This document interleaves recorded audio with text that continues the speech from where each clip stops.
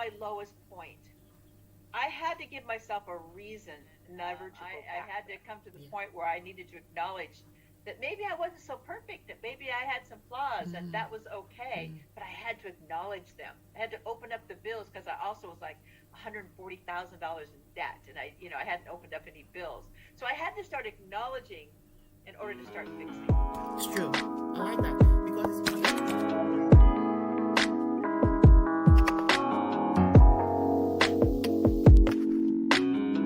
I'm the greatest. I said that even before I knew I was. And this is by Muhammad Ali. Welcome to another inspiring episode of Podcast with Sheila, the podcast that is spreading positivity around the world by sharing inspiring life experiences. Today's guest is an author and a women's empowerment coach. I believe there is more to her, and that will unfold as we set the ball rolling. Patricia Love grew up silenced and unheard, yet used both experiences as fuel to light her inner fire. Hello, Patricia, and welcome to Podcast with Sheila. Hi, Sheila. How are you today? I'm just so glad to be here. Thanks for the opportunity. It's a delight to host you, and it's an honor, really. So who is Patricia? Where does she come from? Stuff like that, just so that our audience get to know, I guess, for today before we set the ball rolling. Of course, sure. Sometimes I start in different places, but I want to say that I came from basically an alcoholic mother and a father that abandoned me mentally. And so I came and grew up with low self-esteem, low self-worth, never feeling I was good enough, because I was always trying to get people's attention, but I always felt I was seen and not heard. And so that developed kind of into my teen years, and you carry that on in the course of teen years, right, are like the years that really, besides the younger years molding you, you have now your peers, and you have all these different people like bullying and different things. And so it became harder and harder. And then in my 20s, a lot of things, just little things happened, and I just kind of, I would say I would have negative behavior problems. So, and so I ended up being raped by a boyfriend, and also raped by a stranger a few years later. And all of that, just even the low self-esteem that I already had, and I was always looking for the love of a father or a father figure, you might say, really led me down a really bad path in my 20s. So I like to call it, back in the day, we used to say sex, drugs, and rock and roll. And that's kind of where I ended up going. And though I didn't succumb to the drug addiction and the such, I was pretty close, and it really led me into my 30s and my 40s of just having really negative behaviors. And so, and when you keep doing the same behaviors all the time, you get exactly the same result. Yeah. And so I didn't know how to break that break it, and so I could move forward and break those negative behaviors. And so I just kept moving forward, and always ending back in the same issues, broken relationships, have money, no money. It was just like I was on a hamster wheel, you might say. And I didn't know how to get off. And so that's basically the Patricia that grew up.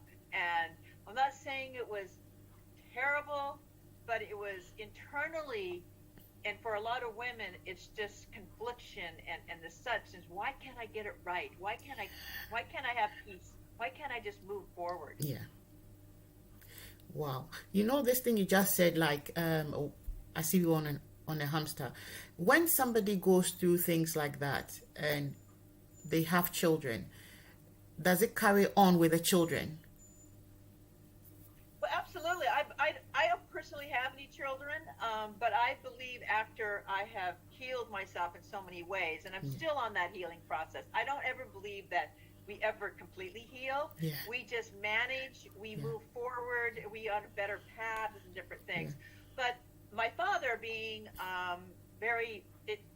abandoning me mentally, it's once I can understand and learn his story, because his story was one of abuse, mental abuse, left alone. He left his parents at like age 13 to get away from them because the father would beat his sisters, and it was just a terrible. So I find out later that his goal was always just to put a roof over my head and food on the table, which of course for so many that's a beautiful thing. Yeah. But as a young child, when you're growing up between 2 and 6 years of age, you need that love, you need that caring, but he didn't know how to give it. Yeah. And my mother, being an alcoholic, all she wanted to do was get rid of me. You know, like, go play with your friends, go do your thing. And not understanding that causes so many issues as an adult. But as a child, you learn what you live, right? Yeah. And only as an adult could I understand, and later on, that I had choices and that I could change. But then, you know, I lost a sister, too, who was my mentor, who had actually, she was kind of my parent, and I lost her at 29. And that kind of put me in another spin, you might say. So just when you think you might be getting better, things spin you out of control. And learning how to control those and understand things, I just didn't do until I was in my 50s. You know, when everything was, I mean, I literally was broken at 57. And I said, literally, my self-esteem, everything had fallen apart. My husband had left. I mean, I lost all kinds of relationships, but it was almost that everything came together at one point, and I had to make a decision. It was like, I have to change my life because I cannot keep living like this anymore. So it was one of those moments, you might say, that we have. And literally, no matter what your age, what you're doing, what's going on, you can change. And I've been living, I started changing my life from that moment, and for the last 12 years, I've just been enjoying life. Now, it's a journey, you know? Yeah. It's a constant journey. You sometimes take 2 steps forward and 1 step back, or sometimes 3 steps forward and 1 step back. But I always persevered because I came up, it was interesting, on this particular day that I said I had to take my power back because I felt that I was allowing everybody to take my power from me, including the rapists, my parents, and people in general. I came up with these 5 words that at the time, I don't even know why I wrote them down, literally, but I wrote them down because they came, sometimes you get this intuition. And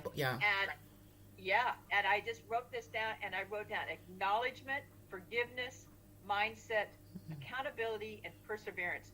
And I set them to the side for a week or 2, and then I came back to them like, why did I write these down?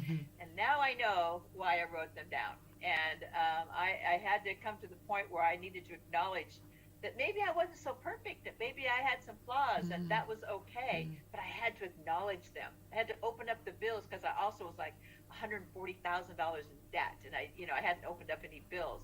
So I had to start acknowledging in order to start fixing. It's true. I like that, because it's only when you start acknowledging that you realize there is actually a problem that needs to be fixed. But until then, you don't see any problem, so you don't see why you have to fix anything. So acknowledgement is key. Yeah, and a lot of people just try to ignore it. It's just like, none of us like to believe that we are flawed, and I think it's not only that, we don't want to know our own truths. That's why so many people don't want to, they're constantly trying to distract themselves. When I mentioned the hamster wheel, it's like today's society, everybody's on a hamster wheel, everybody's working hard, they got children, they're doing this, and they're scared to take a moment to be alone because they're scared of what their thoughts are. And you probably notice how people distract themselves all the time by keeping themselves extremely busy. Well, reality is because they don't know how to be alone with themselves. I mean, literally alone, without music, without anything, just no TV. When I say alone, just alone with you, myself, and I. Yeah, I think that's very important as well, because we are always on the move, like you said. So it's good to reflect, get to know where you've gone wrong, what you can do better. And then with that, we'll come out better than just keep going and not even reflecting on our actions, the things we've said in the past, what we've done that we were not supposed to do, all of those. So what exactly did you do to bring you out of everything you were in? How long were you actually in the mess, if I should say? I was in the mess for 57 years. Oh, wow. I was in the mess for 57 years, literally, because a lot of people just go through these highs and lows, right? Yeah. And they just go, oh, I'll just get out of it and do it again, or I'll do it again, rather than fixing the problem. And my problem is I could make money, but I could spend it like crazy. I could get into relationships, but I couldn't keep relationships. So there had to be an underlying something that was causing these things. A lot of it could have been from, the abandonment and the alcoholism of my mom, a lot of which I just was ignoring. And also the rapes. I compartmentalized everything that was bad in my life. Instead, because I always were taught to, stiff upper lip, keep a stiff upper lip, you can do it, you got to keep on going. And I'm like, yeah, okay. But rather than ever feeling my feelings, I just packed them away in what I call my suitcase, or what people might say is baggage. And if you do not unpack that baggage at some point, it will explode. And that's what happened to me, is that it exploded. Now, some people explode when they're in their 20s. Some people explode when they're in their 50s. Some people at 40s. They call that midlife crisis, you might say. But it can happen at any age, depending on how good you are of wearing a mask. I was really good at wearing that mask, that, like on the front outside, because I was in sales, so I had to always put on that face, right? But then I would go home and just be a completely different person. It was like my career life was not bad, except I didn't know how to keep money, so I was always broke, But I would go home and just wonder what's wrong with me, So it was always that mask. So, it took me a long time, and now I feel, because I've really taken the time to acknowledge, I've taken the time to forgive, which is not only forgiving everybody, like rapists, parents, husbands. I had to forgive myself and to realize, guess what? I'm not perfect, and it's okay. And then I had to keep reminding myself, and I use these 5 words daily. I just don't have to stay as long with them as I did before. So now I go through them every night, like, what did I do today to acknowledge something? Did I do something maybe I could do better? Do I need to forgive something of somebody? Do I need to forgive myself? How was my mindset? Was my mindset okay?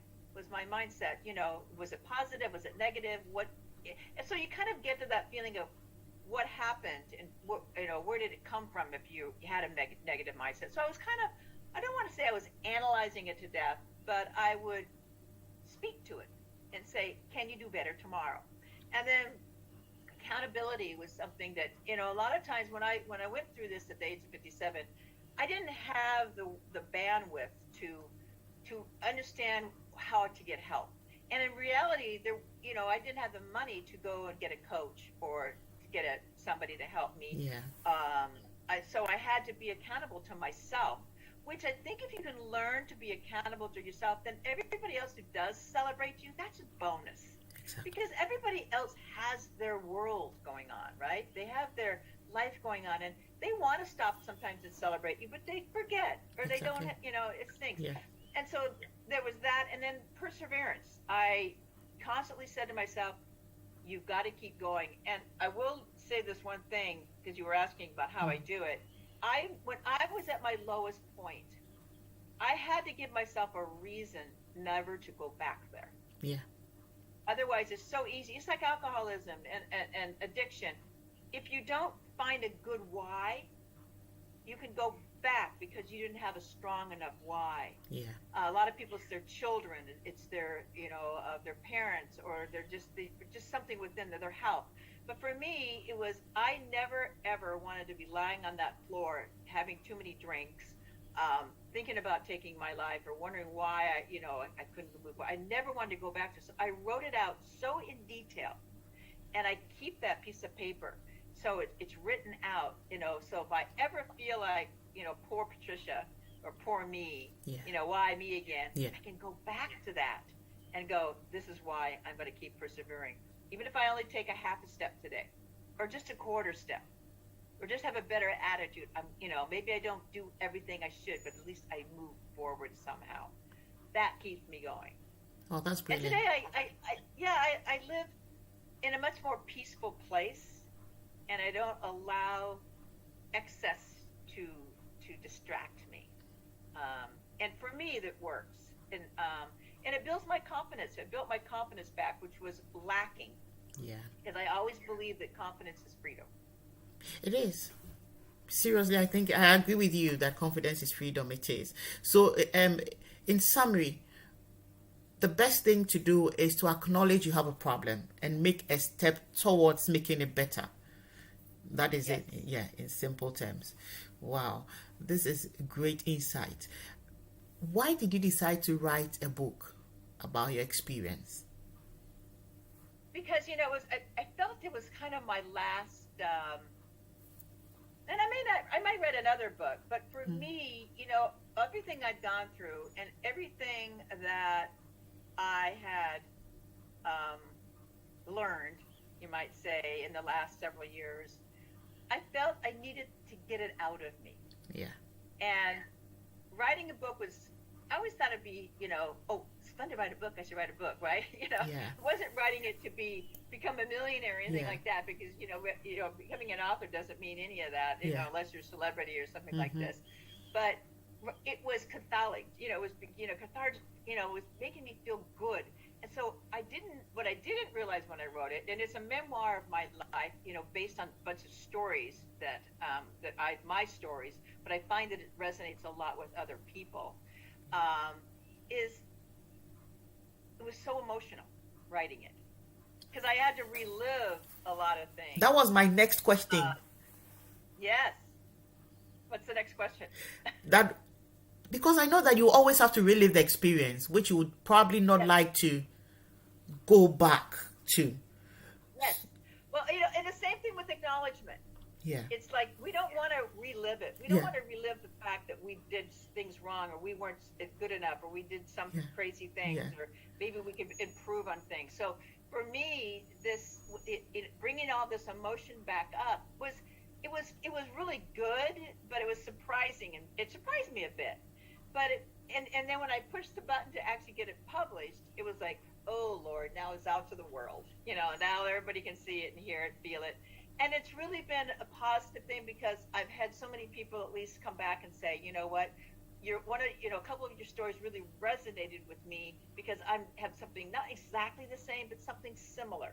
Yeah. And so it helped them change it, because I helped them kind of think through things. Yeah. And a lot of us growing up, and I think a lot of us today, are still seen but not heard. Yeah.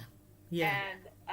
And sometimes we're not even seen. We're become invisible. And I notice also that as because I am an advocate for ageism, also, is that when you get to a certain age, you start to become invisible too. And it's amazing. And so my goal is just to really help people be seen and heard, and know that somebody's listening to them and somebody's hearing them. Because that's really all we want, is to be acknowledged in a lot of cases, that our voice matters. Yeah. Two things I want to bring. I hope I bring it out right. One of them is, as you were saying your story, as you were narrating your story, one thing came to mind, that someone had come on this podcast to share. And I think his name was Kevin Cahill, I think, if I remember right. And he said something that came to mind as you were talking, that sometimes we keep going through the experience because there's a lesson we need to learn that we've not learned yet. So we will go through it until we finally learn that lesson. Then we don't have to go through it again. So as you were saying, and as you said, for 57 years you had gone through that. So it means that for 57 years, that span, you had not learned your lesson yet. No. So I'm still learning. Yeah. So until you learned it, there was something in there that you needed to pick up. And until you were able to pick that one out, you were still going through it. And then finally, when you got it, you came out of it. And usually when we go through experiences like that and we come out, we become better people for others to look up to. I don't know if I put it right. Well, I hope so. I think that I never want to be that person that says, well, because some people think, oh, well, you got it all now, and you ever did. No, I don't. I may be a couple steps ahead of you. Yeah. Type of thing, because we all have our own journeys, and we all go at different times. Yeah. But if I can help somebody from anything that I might say, or any client that I coach, or helping somebody, then it's all worth it to me. Exactly. It's all worth it, because this world needs kindness, and they need and people need help and Exactly. support. Exactly. And, and they're not alone. You're not alone out there, because we all have different things, maybe different stories slightly, but we all need each other. We really do. That's true. So why do you empower women and girls? Well, because I wasn't empowered myself. And a big deal to me is to help women, especially, I work with mostly women, is to empower them so they feel confident and not arrogant, confident in their life, so they can feel good to assert themselves when the timing is right, and to empower them as a personal person, so they don't need to depend necessarily on anybody financially or emotionally, but that with the people that they encounter or their significant others will become a partner, that somebody that embrace each other, and not somebody that you're fighting each other type of thing. So you have your own empowerment, so you bring to the table a place of confidence and self-worth, and feeling that you're enough, and that shows, and those people actually help other people feel empowered too. So I think more women need to feel empowered, and they need to be seen, and they need to be heard. And so it's my goal is to do that and build that confidence in them. Can you share with us some of your secrets, pitfalls, and triumphs as you went through the moments, when your difficult moments? Oh gosh, well, I'll kind of go back to my acknowledging things. When I say I had these 5 words, the acknowledging was hard. Because I did not, that was a pitfall to me. That was like, whoa, my God, I feel like I was almost going back down the tunnel, because it was hard for me to access my own truth about me, myself. And I needed to understand that I had to bring these up to that table, so that I didn't keep putting them in those suitcases and putting them away. I needed to bring them out, open up the suitcase and put them on top, so I could empty that suitcase. And I didn't like what I was seeing, and I didn't like what I was feeling, and I didn't like what I was hearing. But I was at the point that I said, okay, this, because at the time I was so overwhelmed, I thought I could never get out. Yeah. But so I really promised myself never to take, it's like, I'll relate it to weight. If somebody says to you, I want to lose 30 pounds in 30 days, that's just usually pretty hard to do, or and to maintain, right? Yeah. So I would always say to myself, I'm just going to take baby steps. I'm going to take a half a step, and then I'm going to celebrate myself. So anytime that I would go and have a triumph, I would celebrate myself. And when I say that, I wouldn't go and buy something necessarily. I would be like, yay, woohoo! I do a little jig, turn some good music on, celebrate myself. And then if I had a fallback, I would probably go, okay, that was a minor fallback. I can do this. I forgive myself. So that's my second word. I forgave myself for making a little mistake, or maybe didn't do it properly, and say, you know what, just keep, you're being accountable, and keep persevering and stay positive. So all those words all play together, and they keep playing together, and I go through them daily. So when I have those fallbacks, I can have a triumph also, because there's always something you can find that'll help you feel better. Always something. We don't do everything negatively all the time. There's always something. And even if it's just like you're taking care of a cat, or you're helping somebody, your neighbor, you did good today. Yeah. Celebrate that. Yeah, the little things, isn't it? I always say, when you celebrate the little things, then you see the bigger things. You begin to see bigger things, and then you celebrate more. Great. Let's talk about settling for less.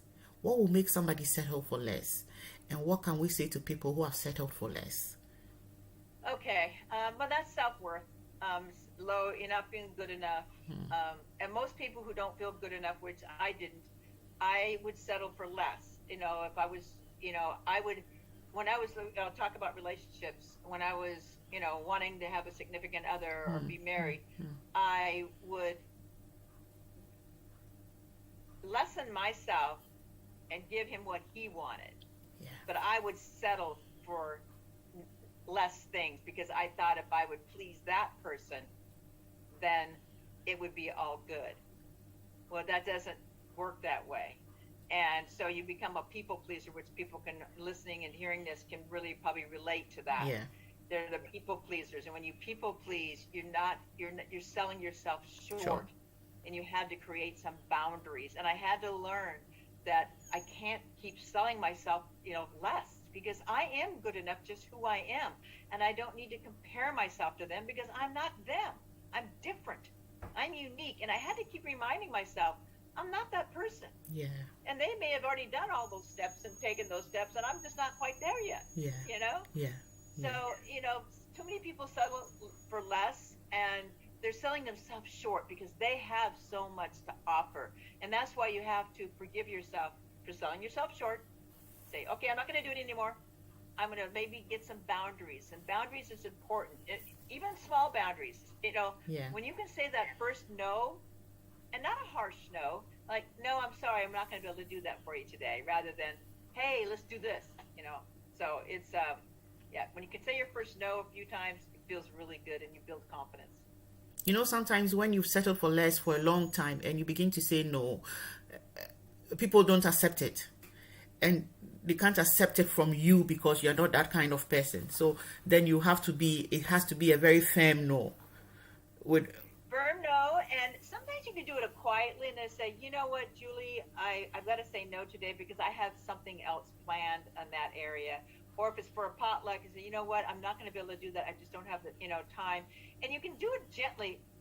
I would have to say that there's always going to be that one person that wants, to really push you. Yeah. But because they know your buttons. Mm-hmm. And they know if they push hard enough that you'll cave. So that's where that little celebration and building that confidence up just a little bit every day will get it easier to say no. And you can start with the no once, and then maybe you say a few yeses, right? And then try another no. You just have to keep trying, because if you don't try, you'll never know. That's so true. And sometimes when you also say the no, the person may not accept it, but as they go away, they will learn to accept it anyway. And you know what? If they don't accept it, they weren't your friend in the first place in a lot of cases. Exactly. You find out who your real friends are after, if you say you can't do something for a certain reason. Yeah. Let's go back to when you were in, let's just backtrack a little bit, when you were in the mess. Did you lose a lot of friends when you wanted to get your life together? Interesting enough, I didn't tell a lot of my friends at first what I was going through because I was embarrassed. Because my husband had left and a lot of things, and it was one of those failed things that I had to, work through a little bit later while I was working through myself. But I would have to say, probably clients, because I was beginning to say no. Yeah. Because I was in real estate for a long time, and some clients would take advantage of me, and I have to say no for me because these people aren't good for me. But it's really hard sometimes to decipher between the two, right? Yeah. You rather suffer and get paid sometimes, and it was like no. But as soon as I started saying no, I found that down the road more opportunities were opening up because I was dealing and working with the right people rather than the wrong people. So it's hard to say no sometimes, and it's hard, and to lose people and clients and friends. But, you've got to remind yourself that they were only here for a season, apparently, because if they were really your friends, they would still be here. And they were meant to work with you, they would. Let me ask you this. You know that, with me, I've realized that with me, but anytime you have a goal or you're doing a lot of things, you tend to lose too many people. And the more people you lose, the more successful you become at things. Because then you get to focus more, give enough time to whatever you're having. Let's say if it's a business or something you're doing, you get to dedicate more time to it. And obviously, whilst you're dedicating more time to whatever you're building, you wouldn't have time for friends to call and chat, and they'll feel you've abandoned them. So with time, your relationship with them will dwindle and it wouldn't be there anymore. But I see that with successful, I wouldn't say successful people, I just want to people who have a focus or have something in mind or have a place where they want to be, usually tend to be lonely people. Yes. And that's something you need. Again, that's one of those things, acknowledgement. Yeah. And sometimes you have to say, wait a minute, I'm successful now. I have all this money and friends, or supposedly friends, but a lot of times they're just acquaintances, to be honest, or they're looking for success to hang around you because they want something. But you have to acknowledge the fact, okay, wait a minute, I seem to be lonely now. You have to acknowledge that and then make a decision. How am I going to go about not being so lonely? And did I cause this? Am I separating myself from people, or am I not having the right people around me that are my true friends? I know that for a while there, when I was making a lot of money, and I was up and down all the time at some point, I found that there was a lot of people wanted to hang around me. But they truly weren't my friends. And even I would still to this day, I'd rather have a small group of really friends, and that may be only 2 to 3 friends, good friends, than a bunch of people that just are hanging on my every word. Because those aren't true friends, and they're either want something mentally, physically, or emotionally from me, and that's not real friendship. Those are just people that want something, and it's unfortunate when you do get successful, and that's why I've all now learned that. And I have a couple really great friends that are multimillionaires that they don't even tell people about money. You would never even know they had any. And so if you can get the ego out of the way and remove it, you might be surprised you'll have more friends. But they don't need to know what you have. It's just the people that spend the money. You got to have the Ferrari. They got to have this. They got to have that. It's because they're not used to having those things, and they feel like they want to show off. But that's something that will end up getting you later on at some point, whether it's loneliness or whatever. So you don't have to show off and be the ego, but you see a lot of that on social media right now. Oh, that's true. They're trying to. If you had one wish for this year, what would that be, and why?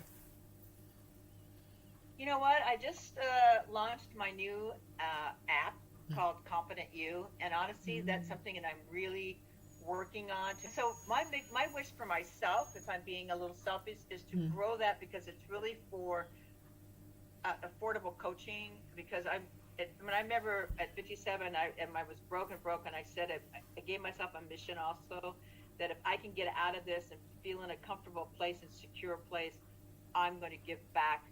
So I have a free app, and they can, if they upgrade, they can if they want to for a minor amount of money. But it's going to help a lot of women, and so I want to help more and more women, because I couldn't afford it when I was in that place. So my wish is to build that and to help women. Wow, what it is. That's and impressive. give back, because it's also I call it cause-fidence, where any money that does come in, a portion of it goes right back into the community to help women with bills or anything else that we might be doing. So call it Confident You. So that's my wish. That's a selfish wish. But that's a good one, though. It's a good one, helping women, helping the society, putting money back into the society to help women. Because for me, I believe that women go through a lot. I'm not being gender biased, but I think that women go through a lot. So if we work very hard in a lot, we just don't always get appreciated. Yeah, that's so true.